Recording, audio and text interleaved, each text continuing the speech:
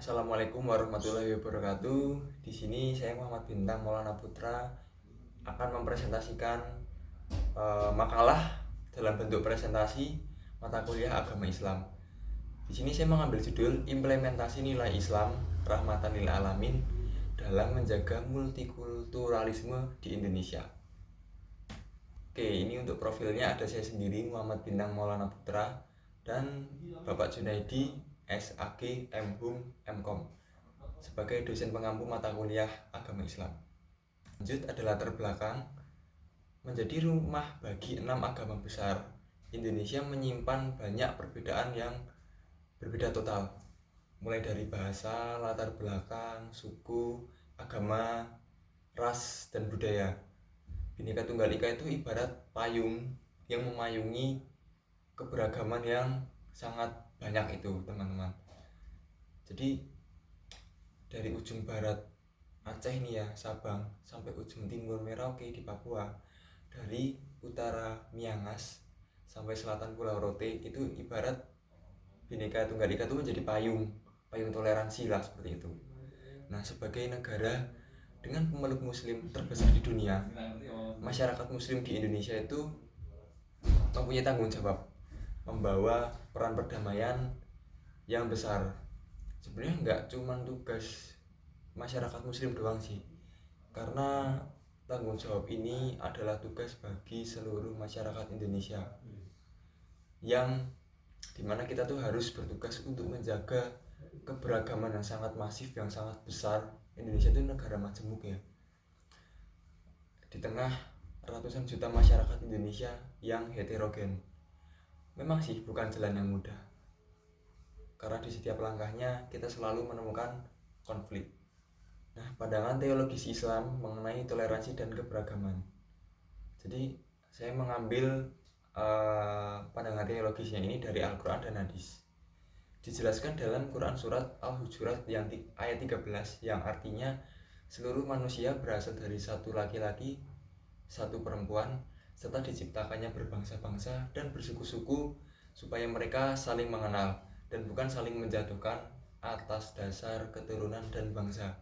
Ayat ini tuh jelas menjelaskan dan menegaskan bahwa Allah Subhanahu wa Ta'ala itu menciptakan manusia untuk misi saling mengenal, untuk menyebarkan kebaikan, untuk menciptakan keharmonisan, membangun kerukunan, bukan untuk saling merendahkan, bukan untuk perang, bukan untuk merendahkan, bukan untuk menghina, mengejek ya. Karena sejatinya manusia itu berasal dari satu keturunan, yaitu satu ayah dan satu ibu. Nah, prinsip tasamuh atau toleransi dalam Al-Quran ini tuh terkandung dalam Quran surat Al-Kafirun ayat 6, yang artinya untukmu agamamu, untukku agamaku. Sobat-sobat pasti sering banget dengar kata-kata ini. Mungkin kalau yang Islam, beragama muslim, udah familiar banget ya. Cuman kalau yang non muslim tuh, saya punya teman non muslim, mereka tuh bahkan tahu loh, bahkan kadang sering pakai kalimat ini, terjemahan dari surat Al-Kafirun ayat 6. Ayat ini tuh secara tegas menyampaikan tentang prinsip toleransi dalam keagamaan yang menghargai kebebasan kepercayaan orang lain tanpa pemaksaan dan pengancaman. Jadi kalau misalnya agamaku Islam, ada temanku yang mungkin Katolik, aku mau melaksanakan sholat, ya udah sholat. Agamamu agamamu, agamaku agamaku. Jadi kita tuh nggak perlu mencampuri urusan agama atau kepercayaan orang lain. Nah, Piagam Madinah ini adalah contoh dari bukti ya, bahwa kemajemukan suatu bangsa itu dapat melebur menjadi satu.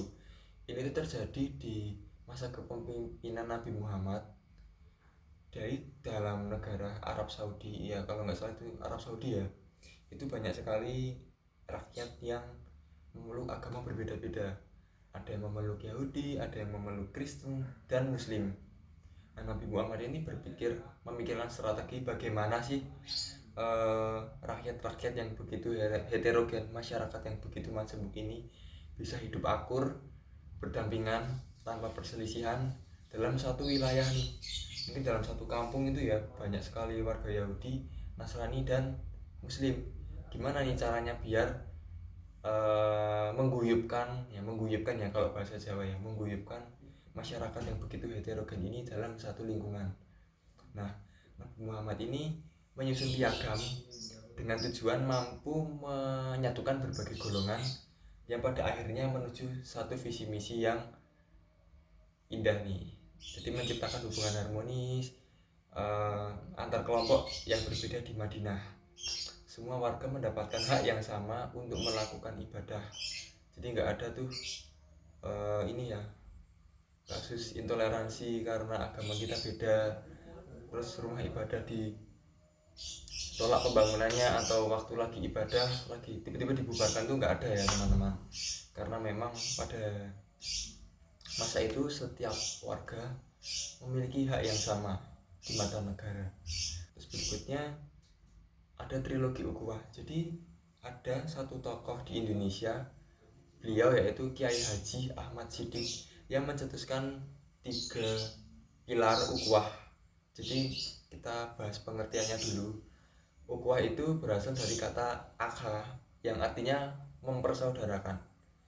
Ukhuwah sendiri bila dimaknai dengan nilai-nilai dan pandangan hidup adalah makna menjalin persaudaraan. Dasar pemikiran itu dicetuskan oleh Bapak Kiai Haji Ahmad Siddiq. Pemikiran ini itu ada 3. Berikutnya akan aku jelaskan. Pertama, ukhuwah Islamiyah, artinya persaudaraan sesama muslim. Dari namanya aja kelihatan ya, Islamiyah. Ukhuwah Islamiyah itu adalah konsep persaudaraan sesama muslim yang merupakan modal untuk melakukan pergaulan sosial antar umat Islam. Dengan modal ini, maka perbedaan-perbedaan yang tidak sejalan dengan prinsip antar umat Islam itu tuh nggak perlu menjadi perpecahan. Jadi misal ada umat Islam yang punya pemikiran ini A, umat Islam A memiliki ideologi ini dalam menjalankan tujuannya. Ada kumpulan umat Islam kelompok B yang cita-citanya tuh beda, goalsnya tuh beda, tujuannya tuh beda, langkah-langkahnya beda dengan A. Nah itu perbedaan kan wajar, jadi nggak perlu dibuat masalah yang besar, nggak perlu digede-gedein. Nah ini karena sesuai dengan Quran surat Al-Hujurat ayat 10 yang artinya sesungguhnya orang-orang muslim itu bersaudara, karena itu damaikanlah antara kedua saudaramu yang berselisih dan bertakwalah agar kamu mendapatkan rahmat. Terus yang kedua, ukhuwah basyariah, persaudaraan sesama manusia. Jadi ini udah nggak antar agama lagi tapi antar manusia. Jadi antar manusia ini lingkupnya luas, udah beda negara, beda suku, beda agama, udah bener-bener totally different dari yang Islamiyah tadi. Kalau Islamiyah kan cuma satu agama ya, Islam ya Islam. Tapi kalau basyariah ini bener-bener sesama manusia, beda agama. Konsep ini tuh menekankan bahwa sesama manusia ialah saudara karena berasal dari ayah dan ibu yang sama. Seperti saya jelaskan di awal tadi ya, Adam dan Hawa. Hubungan persaudaraan ini merupakan kunci dari persaudaraan, terlepas dari status agama, suku bangsa maupun sekat geografis. Terus yang ketiga, ukhuwah wataniyah, persaudaraan sebangsa setanah air. Ini mengecil lagi nih. Jadi yang tadi agama Islam seluruh dunia, kan agama Islam nggak cuma di Indonesia, seluruh dunia. Terus habis itu makin membesar lagi di ukhuwah basyariah, persaudaraan antar manusia. Sekarang mengecil lagi, persaudaraan sebangsa setanah air. Dalam konteks ini maksudnya Indonesia aja. Konsep ini tuh juga menjadi modal untuk melakukan pergaulan sosial dan dialog dalam berbagai komponen bangsa Indonesia yang tentu saja tak terbatas pada satu agama aja. Jadi bisa Kristen, Buddha, Hindu, Konghucu di Indonesia, seluruh tanah air. Nah maknanya itu didasarkan pada kesamaan warga negara dalam wilayah kebangsaan. Jadi dalam negara itu dapat menjalin persaudaraan berbeda agama, di mana dalam persaudaraan itu dibalut dengan rasa kekeluargaan yang terjalin tanpa pandangan perbedaan suku, ras, budaya, latar belakang, pekerjaan, ekonomi, dan lain-lain. Nah, menurut Muhammad Quraisy Shihab dalam wawasan Al-Qur'annya beliau, untuk memantapkan ukhuwah wataniyah ini Al-Quran itu juga menggarisbawahi bahwa perbedaan merupakan keniscayaan, sebagaimana tertulis dalam Quran surat Al-Maidah ayat 48 yang artinya sekiranya Allah menghendaki perbedaan, niscaya akan dijadikan satu umat saja, tetapi Allah akan menguji kamu terhadap pemberian kepadamu, maka berlomba-lombalah dalam kebaikan. Jadi maksudnya dari Quran surat Al-Maidah ini, Allah itu sebenarnya itu bisa menjadikan manusia yang begitu banyaknya di bumi ini menjadi satu agama, satu ras, satu budaya, dan satu suku ya. Tapi Allah itu ingin menguji kita, mendidik kita untuk menumbuhkan rasa kekeluargaan, toleransi, dan kerukunan.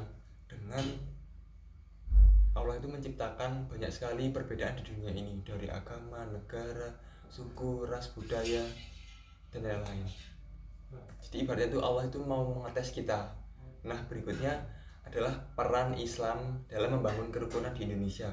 Enggak cuma masyarakatnya doang, tapi Indonesia itu adalah rumah bagi dua organisasi raksasa di Indonesia, yaitu Muhammadiyah dan Nahdlatul Ulama atau NU. Jadi nggak cuma peran masyarakat doang nih yang menjaga kerukunan dan stabilitas antar hubungan masyarakat ya, tapi peran organisasi ini, dua organisasi ini punya peran penting dalam menjaga kerukunan di Indonesia. Muhammadiyah itu tuh mendekatkan punya langkah dengan cara pendekatan kontemporer melalui pendidikan dan sosial. Kalau teman-teman tahu, Muhammadiyah itu memang terkenal dengan pendidikannya. Mereka bangun universitas, mereka bangun sekolah, SMP, SMA berkualitas, juga rumah sakit dan lain-lain. Nah, sedangkan Muhammadiyah ini Nahdlatul Ulama lebih menekankan pendekatan dalam skala tradisi dan budaya. Memang sih Nahdlatul Ulama punya sekolah, punya universitas, punya rumah sakit, tapi Nahdlatul Ulama itu lebih melakukan pendekatan dengan tradisi atau sosial budaya ya. Keduanya itu secara aktif menjaga persatuan bangsa dan mencegah adanya bibit-bibit radikalisme. Terus untuk berikutnya, sekaligus menjadi penutup, Islam memiliki peran fundamental dan konstruktif dalam membangun kerukunan antar umat beragama di Indonesia. Secara teologis, keberagaman diakui sebagai sunatullah atau ketetapan Tuhan yang bertujuan untuk lita'arufu atau saling mengenal, sebagaimana diamanatkan dalam Al-Quran tadi ya. Quran surat Al-Hujurat ayat 10, Quran surat Al-Hujurat ayat 13, Quran surat Al-Kafirun ayat 6. Kerukunan ini dapat diperkuat dengan prinsip tasamuh atau toleransi yang udah kita bahas tadi, dan konsep triukhuwah yang dicetuskan oleh Kiai Haji Ahmad Siddiq tadi, di mana ukhuwah wataniyah, ukhuwah basyariah, ukhuwah islamiyah itu menjadi jembatan nih atau identitas kebangsaan Indonesia dan Pancasila. Dengan demikian, masyarakat Indonesia yang sangat majemuk ini dapat hidup damai, aman, nyaman, tentram, dan sejahtera di tengah keberagaman Indonesia yang sangat masif ini. Demikian tugas presentasi dari saya. Saya Muhammad Bintang Maulana Putra. Mungkin dirasa cukup sampai di sini dan pamit undur diri. Wassalamualaikum warahmatullahi wabarakatuh.